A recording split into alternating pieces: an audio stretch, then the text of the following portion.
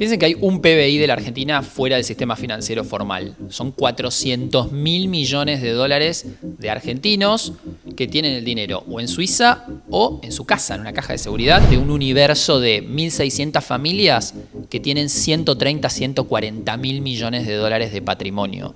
Estamos hablando de 3 veces el préstamo que nos dio el Fondo Monetario Internacional o la mitad de toda la deuda externa prácticamente. ¿Pero hay muchos millonarios en la Argentina? Hay más de 400 familias con al menos 100 millones de dólares. La realidad es que son alrededor de 30 las familias que en la Argentina tienen más de 1.000 millones de dólares de patrimonio. Se veía el millonario, los pocos millonarios que llegaron a lo que sería el estrellato, entre comillas, pero hay gente que realmente es millonaria y tiene 10, 15, 20 veces la fortuna que acumuló, por ejemplo, Ricky Ford o su familia. Susana Jiménez, primera que nadie, arriba de los 100 millones de dólares. Messi está a punto de cruzar la barrera de los billionaires, de estar dentro de los 1.000 millonarios. 950 millones de dólares tranquilamente.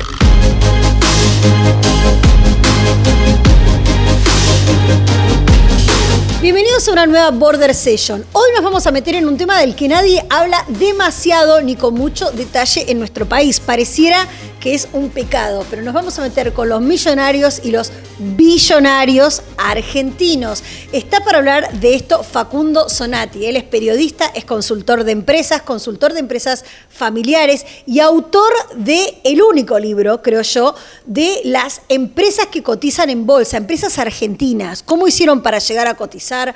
¿Cuál es su valor? ¿Cómo lo lograron? Y sobre todo, lo más interesante, ¿cómo fue el recorrido de esas empresas familiares que llegaron a generar fortunas millonarias? Gracias por venir a Border, Facu. Gracias a vos. Bueno, esa guía impresionante, haberla hecho, haber logrado hacerla, porque es un país, el nuestro, a donde pareciera estar mal visto decir que sos millonario, ¿no? Sí. Porque nadie quiere que se entere mucho la gente. Es un tema tabú, siempre fue un tema tabú y es difícil revertirlo. Lo que a mí me pasó es, hay que empezar a hablar de ese tema y una de las maneras obviamente era al menos prestar una guía o una radiografía de las empresas más importantes que hay en el mercado de capitales local, sobre todo porque es información pública. Al ser empresas que cotizan en bolsa, comparten sus balances, sus números, sus volúmenes de facturación, sus ganancias ante la CNV, la Comisión Nacional de Valores, y eso nos permite acercarnos un poquito más a la fortuna de sus principales accionistas, de los dueños de esas empresas cotizantes. Así surgió de la mano de un seguidor de Twitter, hay que decirlo, ¿Ah, sí? Y ahora socio, Ezequiel Fernández, que me contactó con una idea que iba por ese lado y la terminamos materializando en este libro. Primero decinos cuál es tu cuenta de Twitter. @Facu Zonati, con S y doble T digo siempre. @Facu Zonati, S y doble T. Ahí en Twitter te podés enterar de estas historias que nadie te quiere contar porque se habla muy poco de los millonarios. ¿Pero hay muchos millonarios en la Argentina? Hay muchos millonarios en la Argentina. Hay ¿Pero algunos... millonarios? Sí, exactamente. Eso está bueno para marcar esa diferencia. ¿Qué es? Porque en general se veía el millonario, los pocos millonarios que llegaron a lo que sería el estrellato, entre comillas, un Ricky Ford, que en paz descanse, Sí. Obviamente es millonario y pertenece a ese grupo de millonarios, pero hay gente que realmente es millonaria y tiene 10, 15, 20 veces la fortuna que acumuló, por ejemplo, Ricky Ford o su familia. ¿Cuánto acumuló? Perdóname, me agarra ansiedad. No, ¿Cuánto no, es la es fortuna de los interesante. Ford, por ejemplo? Bueno, para que te des una idea, tenés que tener en cuenta 2 cosas. La empresa familiar, cuánto vale la compañía familiar, y tenían además enormes activos agropecuarios. Los tienen todavía, sobre todo en la provincia de Córdoba. Podías hablar en ese momento, hubiese que actualizarlo a los valores de hoy, pero no más de 100, 120 millones de dólares de patrimonio, pero que para también que tengas una referencia, en la Argentina hay más de 400 familias con al menos 100 millones de dólares de patrimonio. 400 Entonces, familias con 100 millones de dólares. Exacto, y si querés podemos ir subiendo en la pirámide. Sí, quiero ir a 1.000 millones, ¿hay? Bueno, 1.000 millones de dólares, según Forbes, a nivel global, son solo 6 familias argentinas. Bien. La realidad es que son alrededor de 30 las familias que en la Chun, chun, Argentina chun, chun. tienen más de 1.000 millones de dólares de patrimonio. ¿Por qué ese salto? Porque la esconden, pues no quieren perfil bajo se usa acá. Hay 2 cosas ahí. Una, Forbes a nivel global tiene una metodología mucho más estricta para decir quién tiene cuánta fortuna, si tiene 1.000, 1.500, 2.000 millones de dólares, y algunas cuestiones metodológicas de si son dos hermanos, cada uno por separado tiene que tener al menos 1.000 millones para pertenecer a la lista global. Ajá. Algo que en la Argentina lo que implica o lo que genera es que muchos queden fuera de la lista. Claro. No sé, un ejemplo, los hermanos Bagó, dueños del laboratorio Bagó, uno de los más importantes de la Argentina. Bueno, son dos dueños, Sebastián y Juan Carlos Bagó. Juntos tienen más de 1.000 millones de dólares, pero al separarlos no se llega a ese monto mínimo o a ese requisito mínimo que pide Forbes a nivel global para considerarlo un billionaire en los términos americanos. Pero sí hay argentinos en la lista de Forbes mundial, en la global. ¿Cuáles son? Exactamente. Está Marcos Galperín a la cabeza para el ranking local con casi 7.000 millones de dólares. Está muy bien rankeado a nivel global, es una de las 400, 500 fortunas más grandes del mundo. Después tenés como italianos, pero en realidad son bastante argentinos, los hermanos Roca. Ajá. Paolo y Gianfelice Roca. Ellos están radicados, según Forbes, en Italia, pero sabemos, de hecho vive en San Isidro, Paolo Roca, y es más argentino que italiano en lo que tiene que ver también con la diaria, digamos, claro. Dónde trabaja, dónde vive, etcétera. Y después tenés, más abajo en la lista, hoy los herederos de la familia Pérez Compán por el fallecimiento de Gregorio Goyo Pérez Compán. Que antes de fallecer ya había hecho toda la división, todo prolijito, estaban todos ya asumidos y Totalmente. todo, ¿no? Era un proceso que había comenzado en 2009 formalmente y que justo un par de días antes del fallecimiento se terminó de conocer una reorganización societaria que tuvo el grupo, sobre todo en las empresas más grandes, Molinos Agro, Molinos Río y Pecom Energía y Servicios, que son las tres grandes empresas que tiene el grupo hoy operando en la Argentina. Esa reorganización societaria se concretó. Hoy cada uno de los herederos tiene de mínima 600 millones de dólares de patrimonio. Esa reorganización lo que significó es cómo ubicó Goyo Pérez Compán a los hermanos en el grupo de compañías. A sus hijos. A sus hijos. Claro. A sus hijos. Sí. ¿Que tiene cuántos? ¿Tenía cuántos hijos? Tuvo con 7, ¿no? Munchis tuvieron 8 hijos. 8 Una hijos. Falleció en un accidente en la década del 80, Margarita, y los 7 restantes quedaron 3 como controlantes de las principales compañías. Ahí tenés a Luis, Rosario y Pilar Pérez Compán.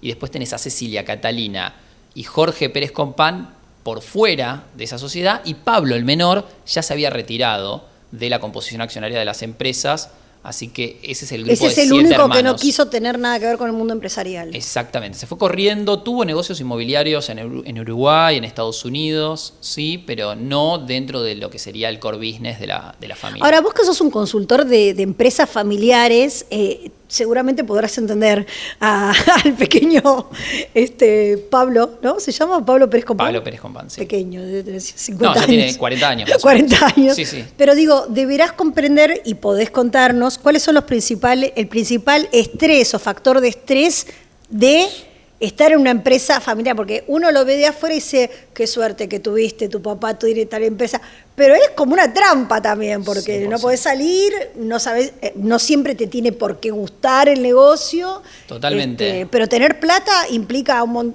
montón de cosas que son un garrón también. Totalmente, están repletos de obligaciones. Exacto. Y de responsabilidades que al pertenecer a esas familias tienen por la ley argentina un hecho simple pero muy contundente, que es que van a ser dueños, van a ser herederos, porque la ley así lo indica. Entonces, en otros países no es así. No, en Estados Unidos vos podés legarle tu patrimonio a quien quieras, claro, no a tus hijos. Claro. Acá 2/3 de la herencia es una herencia forzosa, sí o sí recae sobre tus hijos. Entonces, si naciste, como digo yo, en la familia correcta, está fantástico, vas a tener decenas o cientos de millones de dólares, pero también muchísimas responsabilidades. Totalmente. Por eso para eso se tienen que preparar. Hay todo un proceso que muchas veces acompañamos por la banca privada internacional, los grandes bancos de Suiza y Estados Unidos, a sus clientes, a sus familias empresarias clientes, incluidas muchas argentinas, asesoran a esos dueños. ¿Es como una escuelita de ricos? 100%, sí. Hubo casos, me han contado de primera mano, que llevan a los hijos, no sé, a Suiza una semana y tienen una serie de capacitaciones intensivas de ser un accionista responsable, por ejemplo. ¿Qué significa ser el dueño de un paquete accionario o de varios paquetes accionarios y de activos que pueden ser campos, propiedades, cuentas bancarias en el exterior. Bueno, ¿cómo administras todo eso de una forma es un quilombo, ¿no? Y muchos, obviamente, como Pablo Pérez Compán u otros, deciden correrse de toda esa responsabilidad o delegar y no quedarse al frente de imperios que muchas veces también implican decenas de miles de empleados. No, es que por un lado tenés los empleados de la producción o de la industria y por otro lado tenés que generar otra pequeña pyme que es simplemente para llevar los papeles de tus activos. Bueno, las familias muy ricas, pensá que te decía 30 familias, alrededor de 30 familias en la Argentina o personas físicas tienen al menos $1.000 millones de patrimonio. Tenés que sumarle por lo menos 130, 120 familias o personas adicionales que tienen más de $300 millones, que es un número ya grande, bastante considerable. Y esas familias, aquellas que superan ese monto, y algunas que están un poco debajo también, tienen sus propios family office. ¿Qué es un family office? Básicamente una oficina que le administra de forma integral el patrimonio, la fortuna. Y para eso contratan expertos, economistas, asesores financieros, que tengan una mirada integral de qué hacemos con estos $500 millones que vos tenés. Bueno, el problema es que nunca vas a tener vos. O sea, y el Family Office se forra también, ¿no? No, obvio, cobran comisiones cercanas al 1% anual del patrimonio. Y después tenés algunos asesores muy conocidos. Ya saben, los chicos que quieran estudiar están con programación, Family Office. Es que en cómo asesorar a las grandes fortunas. Creció mucho la cantidad de Family Office en los últimos años. En los últimos 5 años se multiplicó por 4 la cantidad en el mundo. Lo leí hace poquito en una publicación australiana que hacía ese repaso. Del 2019 a la fecha se cuadruplicó la cantidad de Family Office. Pero Family Office está compuesto por abogados, contadores. Todo. Exacto. ¿Ingenieros o qué? Sí, eventualmente si vos querés desarrollar nuevos negocios, sumás expertos de distintas áreas a tu mesa chica de negociaciones y son los que se ocupan de que tu patrimonio no solamente no pierda, sino que se incremente. Claro. Exactamente, sí. Es casi un socio minoritario, ¿sí? No, en realidad es un asesor. ¿Es un 1%? Bueno, piensen un caso muy renombrado. Alfonso Prat-Gay fue el asesor de la familia Fortabat, de Amalita Fortabat. En ese junto rol. Con su socio, en ese rol. Ah, no sabía que era eso. Sí, durante muchísimos años. Claro. Sí. Y decime una cosa, yo me imagino, si me pongo a fantasear, un empresario multimillonario argentino no tiene la empresa que abajo diga Pérez Compán, Ratazzi, o sea, tienen nombres, yo imagino que tienen nombres ficticios con SRLs a donde hay otro tipo de personas, aunque también debe ser difícil encontrar gente de confianza que participe de esas sociedades, ¿no? Sí, a ver, tenés de todo ahí. Pensando no solo en los family office, vos decís en una empresa que tenga tal o cual negocio. No, porque vos decís, por ejemplo, las fortunas estas de las que me estás hablando, que tienen más de $1.000 millones. ¿Están a nombre de los tipos? O sea, ¿está la cuenta? No, bueno, eso es otro gran mito. Pasa mucho que la gente cree que tienen todo ese dinero en efectivo en la caja de ahorro. No, claro, eso es seguro que no. A nombre personal. Muchos tienen que dibujar con algo, pero tanto muchos no. Tienen cuentas a título personal. Yo he visto declaraciones juradas de familias muy ricas de acá de Argentina. De hecho, nuestro trabajo en Forbes muchas veces nos comparten sus declaraciones juradas y ves el detalle, y hay personas muy ricas o hijos de personas muy ricas que tienen 14 cuentas bancarias, por ejemplo. 3 en el HSBC, 1 en el Santander Investment de Miami, 2 en el Chase Manhattan, en distintos bancos internacionales con los montos, y tienen dinero en efectivo, 60, 90 millones de dólares. He visto declaraciones juradas con esos montos líquidos, pero quizás tienen 500 millones de dólares de patrimonio. Los otros 420, 450 millones de dólares son participaciones accionarias en empresas, en sociedades que a su vez controlan la casa donde viven, campos de fin de semana, casas de veraneo. Muchas veces todo eso está a título de sociedades. Entonces, bueno, llegás a ver a título personal qué tienen.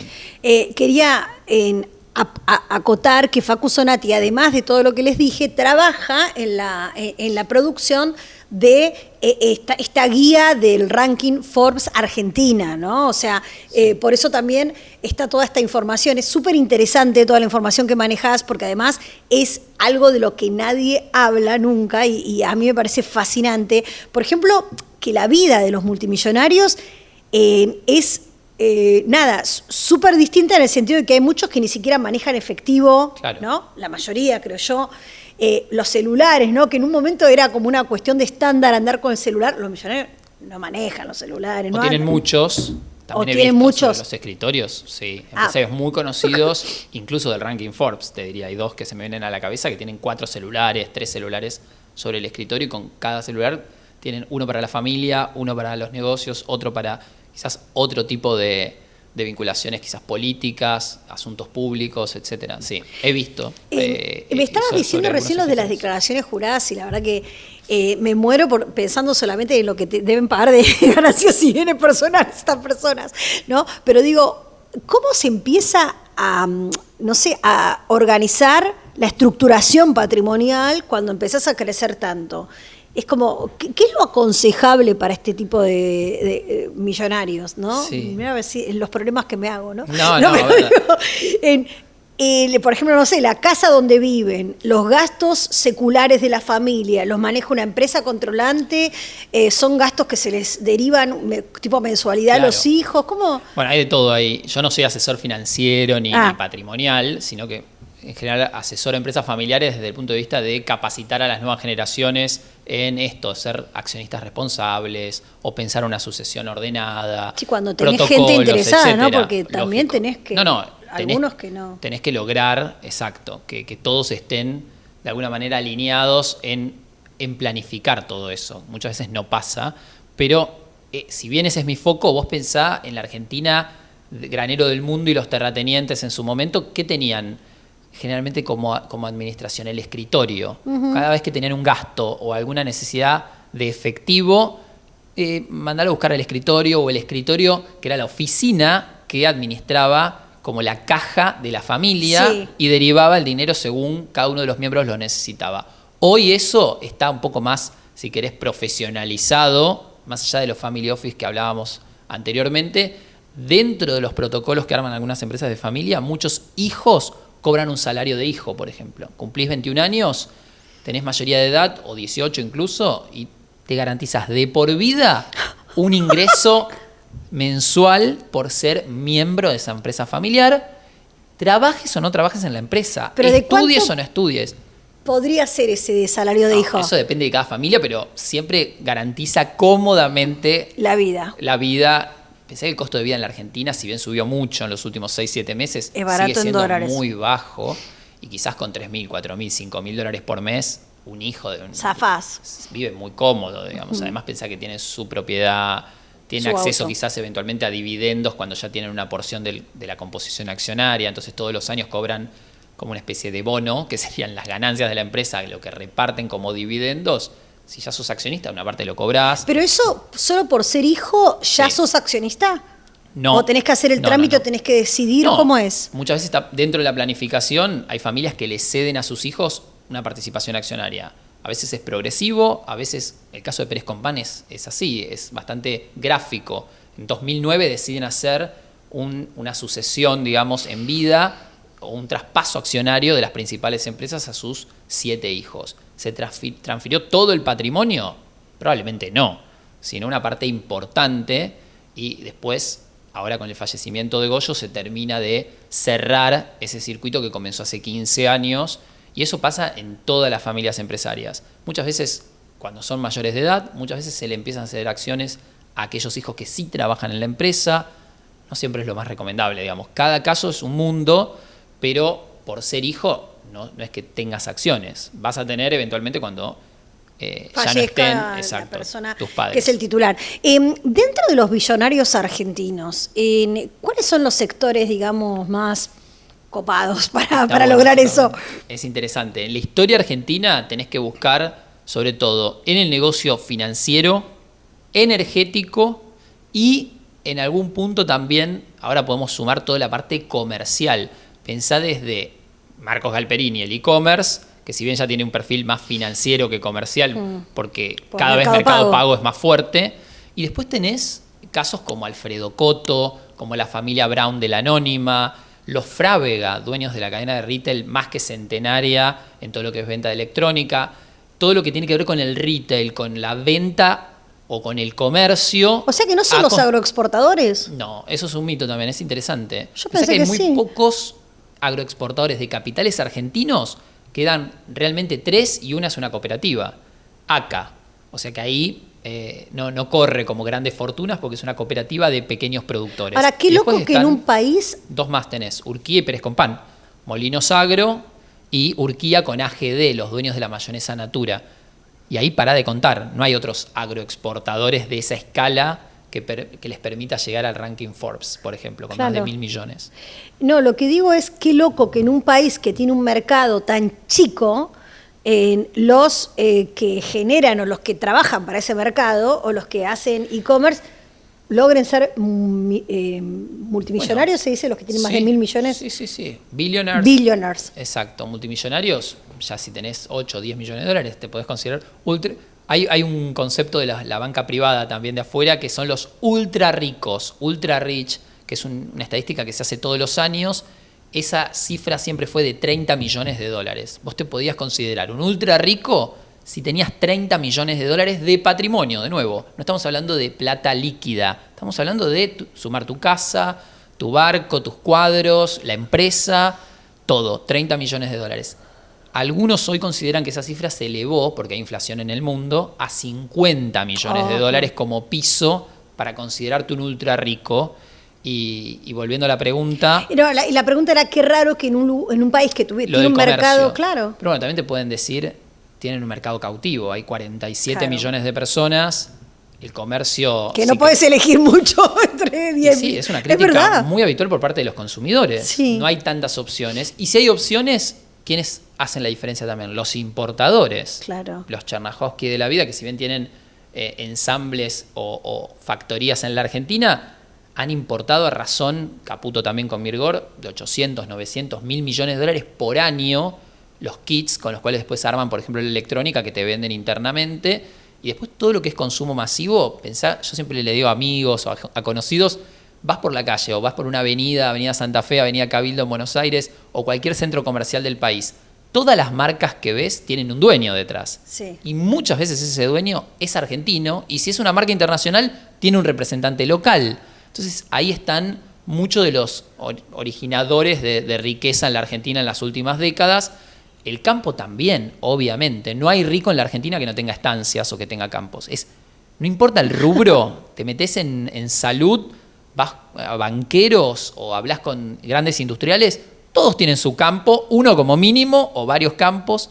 La tierra sigue siendo un factor de poder y de riqueza muy importante en Argentina. Desde el lugar del estatus, más que totalmente. De generar, ¿no? Llegaste cuando te compraste la estancia.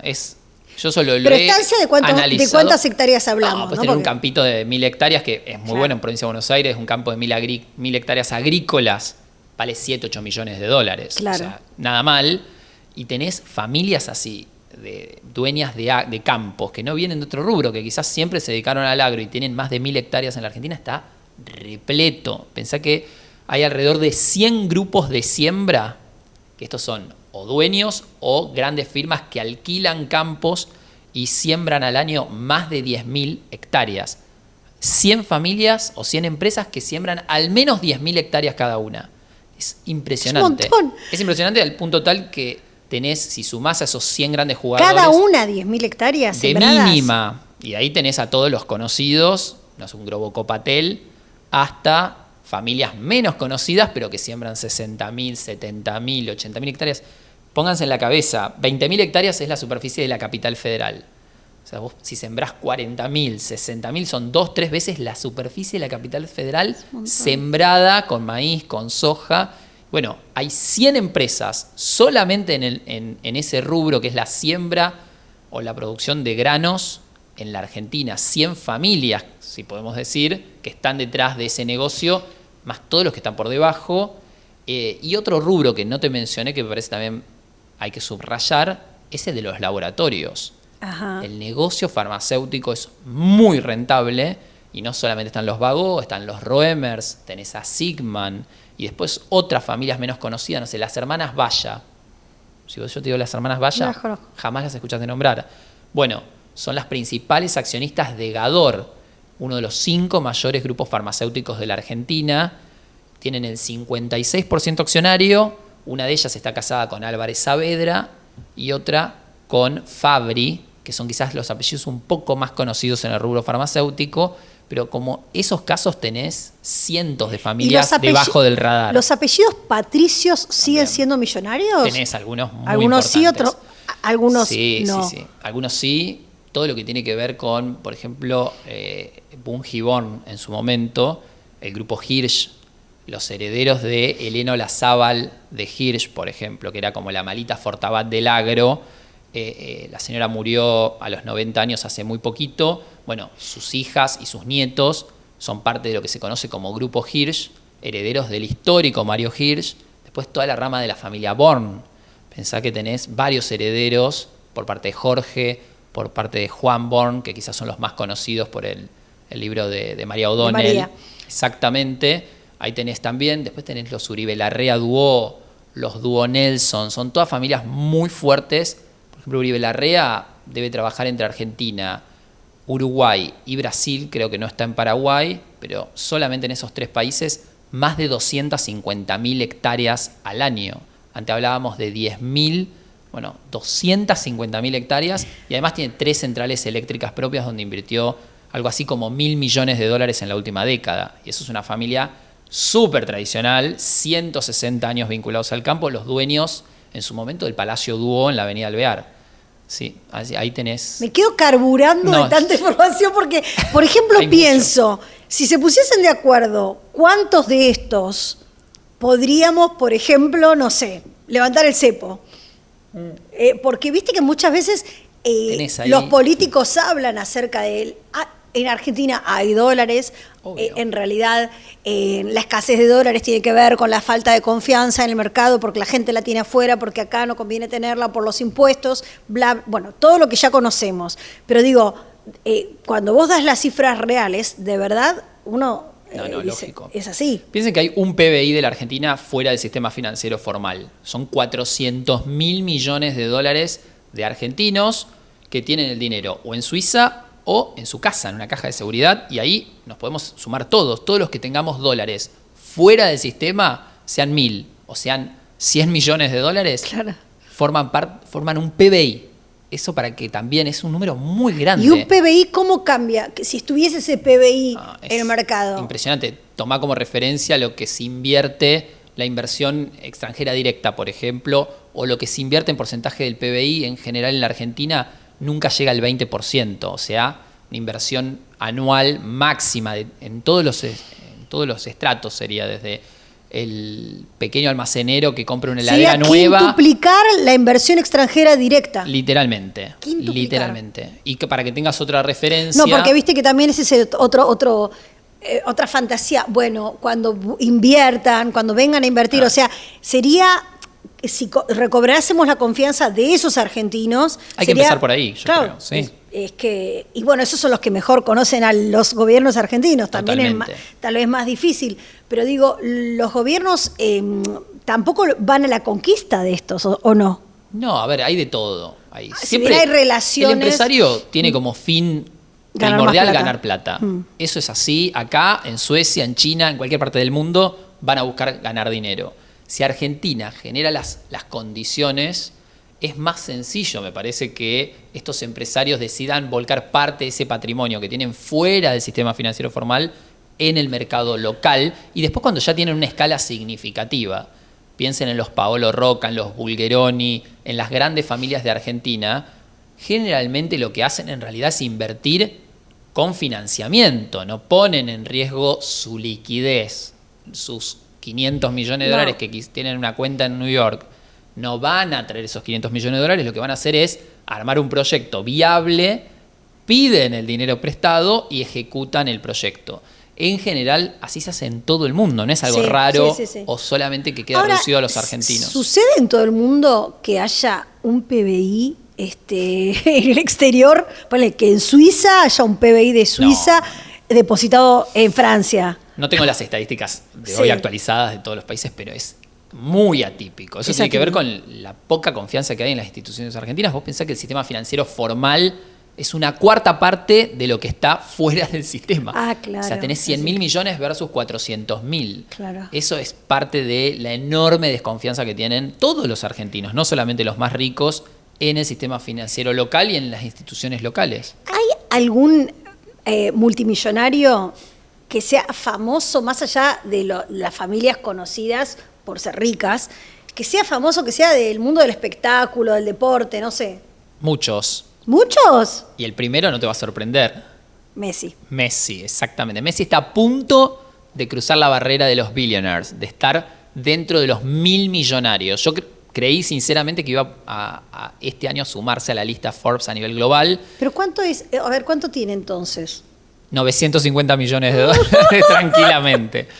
La verdad que sí. Es Piensen impresionante. que ya facturó a lo largo de toda su carrera más de 1.500 millones de dólares. Si descontás todos los impuestos que pagó a lo largo de su carrera, pero a su vez también haces una actualización de sus inversiones, porque claramente no se queda con los dólares apilados en una caja de seguridad. Están todo el tiempo pero invertidos. ¿Es un buen inversor? Claramente, como muchos futbolistas, todo lo que tiene que ver con real estate. Real estate. De hecho, tiene varios hoteles en España, ha comprado obviamente propiedades de todo tipo y color. Y después edificios en Rosario, ¿no? También tiene también, pero el grueso de la fortuna seguramente sea líquida, invertida en bonos, acciones, en distintos ETF, o sea, distintos instrumentos financieros.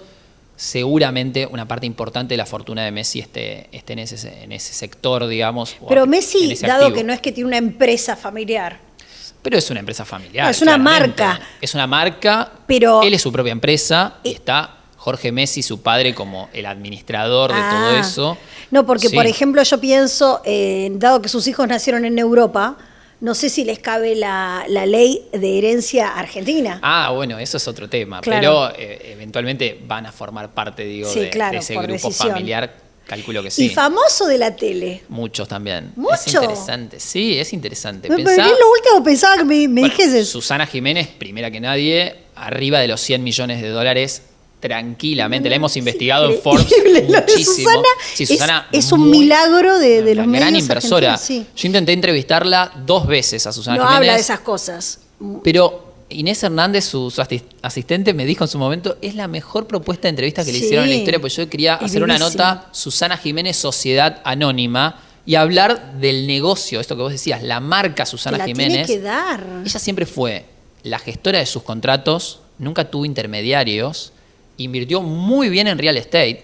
Ella, si solamente sumás las propiedades que tiene en Uruguay, Argentina y Estados Unidos, solo con eso, haciendo una actualización conservadora del valor de todas esas propiedades, está arriba de los 35 millones de dólares, más todo lo que acumuló y seguramente invirtió en mercado de capitales, siempre muy bien asesorada, estuvo detrás de varios proyectos inmobiliarios grandes, yo no lo pude confirmar o chequear con las desarrolladoras, pero cuando se levantan esas grandes torres residenciales en Buenos Aires, una de las compradoras o de las primeras compradoras de varios departamentos de Pozo es Susana Jiménez, es una gran inversora para mí, de las mejores en el rubro artístico. Y esto también que sin dudas.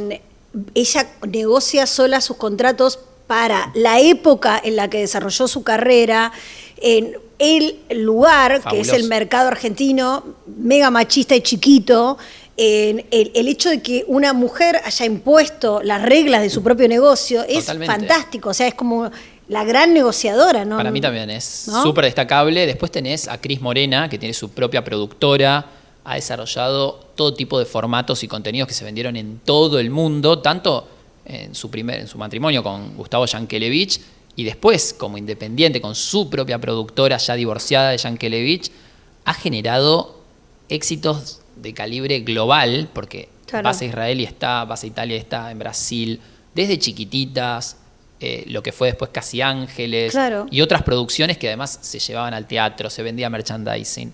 O sea, no solo en Argentina, sino a nivel global, creo que como productora audiovisual, Cris Morena es otra gran millonaria argentina o multimillonaria argentina, y después otros productores, o en su momento Marcelo Botinelli, hoy no te puedo decir, tiene 10, tiene 20, tiene 100 millones de dólares, no lo sé, probablemente esté por debajo de Susana, casi ¿Y todos están por periodistas? debajo de Susana. Y bueno, Daniel Haddad fue ¿no? el que hizo la gran diferencia Claro. para mí del mundo Sí. periodístico, lejos. Aparte ya arriba de los radicado en distintos lugares del mundo, ¿no? Sí, Infobae es una compañía global, que difícil tasarla, digamos, pero debe valer varias decenas, y quizás me quedo corto, quizás más de 100 millones de dólares. O sea, Daniel Haddad está arriba de los 50 millones de dólares de patrimonio desde hace rato, y es un empresario de los medios muy importante. Y aparte después es están los dueños de las muy grandes impresionante, compañías. igual, yo lo conozco a Daniel, pero a mí lo que me genera como mucha ternura es que sus 4 hijos los he visto trabajar en el medio como cualquier hijo de vecino. O sea, la educación con la que formó, porque eso es raro. Primero es raro que tengan la misma vocación. Claro. Porque muchos pueden decir, no quiero hacer nada con los medios, me voy a tocar la guitarra. No sé, es Total. raro eso. Y por otro lado, verlos trabajar, generar contenidos, siendo los hijos del dueño, ¿no? Obvio. Pero bueno, ahí también tenés otro punto muy clásico de empresa de familia. Haddad es quien originó el grupo familiar, Claro, si querés. claro.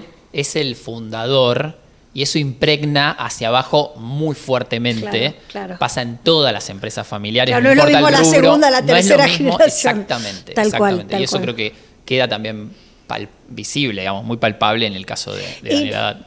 Para ir redondeando, igual me gustaría tenerte más seguido, porque la verdad que es súper interesante todo lo que contás y la información que manejás, pero ¿hubo alguna empresa o recordás algún caso de una empresa que haya estado tope Sí. y que se haya caído? Muchísimas familias argentinas que han Sí. perdido todo siendo Sí. grandes fortunas, muchísimas. Si querés llevarlo al plano de la empresa, pensá en su momento, no sé, Carobaglio y Sorraquín, que era el grupo petroquímico de la Argentina, y han tenido en su momento el frigorífico más grande del país. Argentina, un exportador de carnes, en la década del 90 era un gran grupo económico, hoy muy reducido, después de malas decisiones que han tomado en entrar y salir de ciertos activos. Santiago Tomás Soldati, al frente de la Sociedad Comercial del Plata, los creadores del Parque de la Costa y el Tren de la Costa, que fue probablemente la quiebra más grande de la historia argentina, o una cesación de pagos. En ese momento eran 1.400 millones de dólares en el 1 a 1. Bueno, hoy se revirtió esa situación, hoy la empresa está en manos de un nuevo dueño, pero la familia Soldati también, a inicios de los 90 era realmente un pope, y hoy ya no tiene esa escala.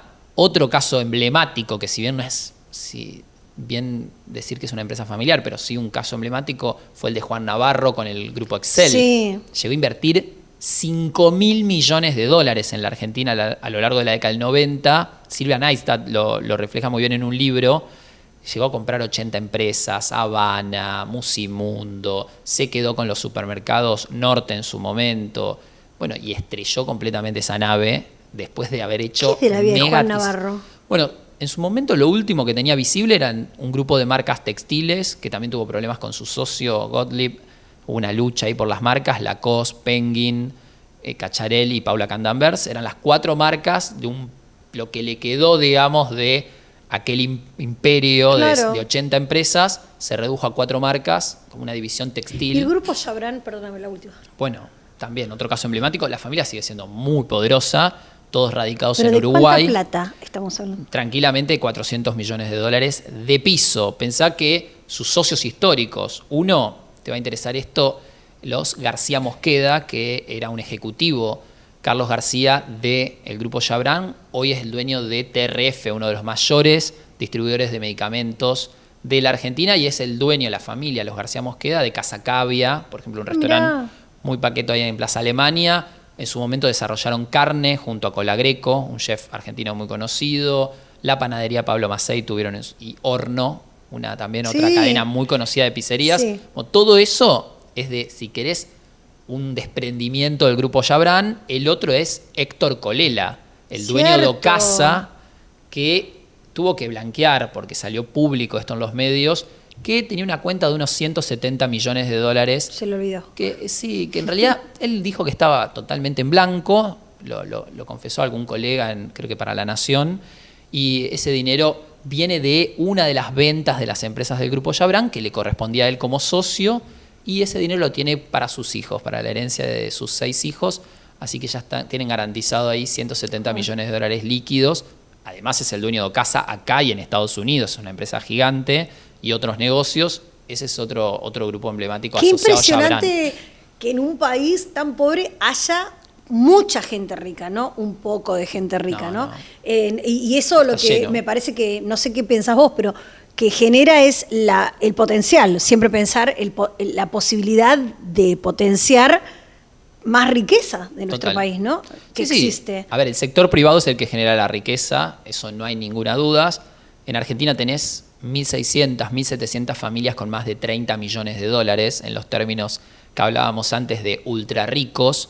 Habíamos dicho arriba de 300 millones de dólares, más de 130 familias, 1.000 millones de dólares, 30 familias. Estás hablando de un universo de 1.600 familias que tienen 130, 140 mil millones de dólares de patrimonio.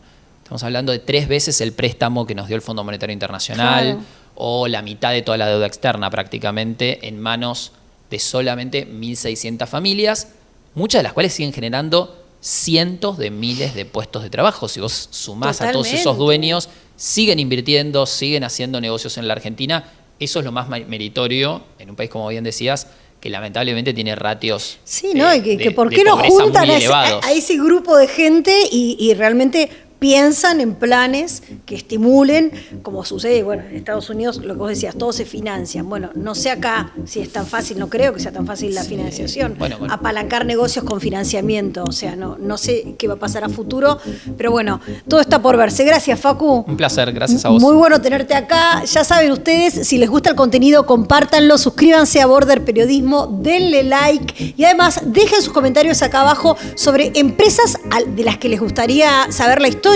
o curiosidades vinculadas al mundo de los multimillonarios argentinos. Nos vemos.